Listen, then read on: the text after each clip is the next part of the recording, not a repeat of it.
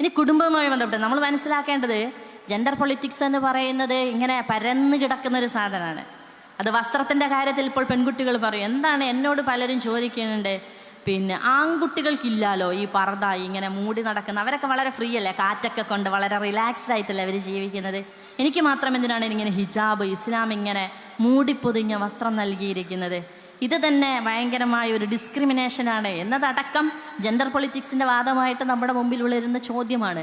അപ്പോൾ തീർച്ചയായിട്ടും ആണിനെയും പെണ്ണിനെയും സൃഷ്ടിച്ചത് ഒരുപോലെയല്ല എന്നത് മനസ്സിലാക്കുകയാണ് ഇസ്ലാമിൻ്റെ ജെൻഡർ പൊളിറ്റിക്സിൽ ആദ്യം നമ്മൾ മനസ്സിലാക്കേണ്ടുന്ന വസ്തുത. ആണിനെയും പെണ്ണിനെയും പടച്ചവൻ ഒരുപോലെയല്ല സൃഷ്ടിച്ചത്. ഇത് ശാസ്ത്രം നമുക്ക് മുമ്പിൽ സമ്മതിക്കുന്നുണ്ട്. പക്ഷേ നമ്മുടെ മുമ്പിലുള്ള പുരോഗമനവാദികൾ എന്ത് ചെയ്യുന്നില്ല, പലപ്പോഴും ഈ സത്യത്തെ പലപ്പോഴും മറന്നു പോകുന്നു എന്നതാണ് വസ്തുത. പക്ഷേ ഇസ്ലാം അതിൻ്റെ ഏതൊരു വസ്തുതയെക്കുറിച്ച് നമ്മളോട് സംസാരിക്കുമ്പോഴും എങ്ങനെയാണ് ആണിനെയും പെണ്ണിനെയും സൃഷ്ടിച്ചത് എന്നതിൻ്റെ വ്യതിരിക്തത വെച്ചുകൊണ്ടാണ് സംസാരിക്കുന്നത്. അത് വസ്ത്രത്തിൽ നമുക്ക് കാണാൻ സാധിക്കും. ഗർഭധാരണത്തെക്കുറിച്ചോ പാലൂട്ടലിനെക്കുറിച്ചോ സാമ്പത്തിക കൊടുക്കൽ വാങ്ങലിനെക്കുറിച്ചോ ക്രയവിക്രയത്തെക്കുറിച്ചോ സംസാരിക്കുമ്പോഴും ഈ പൊസിഷൻ്റെ വ്യത്യാസം നമുക്ക് കാണാൻ സാധിക്കും.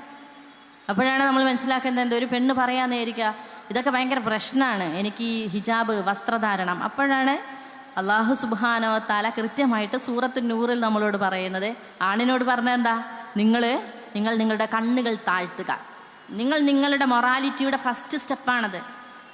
അതുവഴി ഒരു പെണ്ണിനെ റെസ്പെക്റ്റ് ചെയ്യേണ്ടുന്ന വർത്തമാനങ്ങൾ ധാരാളം പ്രവാചകൻ പഠിപ്പിച്ചു കൊടുക്കുന്നു. അതേ സമയത്ത് പെണ്ണിന് കുറച്ച് ഉപദേശം കൊടുക്കുന്നുണ്ട്. അത് അവളുടെ ശരീരവുമായി ബന്ധപ്പെട്ട് അങ്ങനെയാണ് റബ്ബ് സൃഷ്ടിച്ചത് എന്നതുകൊണ്ടാണ്.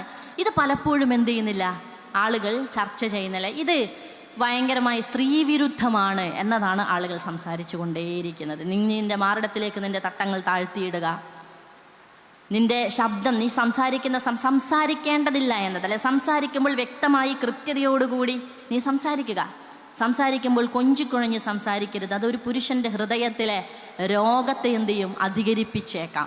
അവിടെ പ്രതിക്കൂട്ടിൽ നിർത്തപ്പെടുന്നത് പെണ്ണിനെയല്ല, യഥാർത്ഥത്തിൽ അതിനെ നോക്കുമ്പോൾ ആണിൻ്റെ രോഗത്തെയാണ് അള്ളാഹു സുബ്ഹാനഹു വ തആല പ്രതിക്കൂട്ടിൽ നിർത്തുന്നത്. അതുകൊണ്ട് അങ്ങനെയാണ് അള്ളാഹു സൃഷ്ടിച്ചത് എന്ന വസ്തുതയെ മനസ്സിലാക്കി വേണം നമ്മൾ ആണിൻ്റെയും പെണ്ണിൻ്റെയും ഇടത്തെക്കുറിച്ച്, യാത്രയെക്കുറിച്ച്, വസ്ത്രധാരണത്തെക്കുറിച്ച്, മൊറാലിറ്റിയെക്കുറിച്ചൊക്കെയും സംസാരിക്കേണ്ടത്.